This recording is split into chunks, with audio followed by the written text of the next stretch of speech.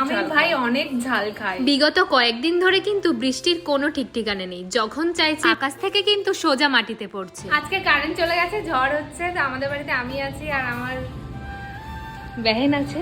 তা আমি আর ও মিলে এখন কিছু একটা বানাবো, কি বানাবো জানি না, চা বানাবো আর কিছু একটা বানাবো। তোমাদেরকে তো আগেই বলেছি, একটুখানি কিছু হলেই আমাদের এখানে কারেন্টকে আর চোখেই দেখা যায়। আজও ঠিক সেমনটাই হয়েছিল। দুর্ভাগ্যবশত কারেন্টটা চলে এসেছে, আমাদের একটু ভালোই হয়েছে। এদিকে আমি হচ্ছে লঙ্কার পেঁয়াজ কেটেছি, এটার মধ্যে আমি দুটো ডিম দেবো।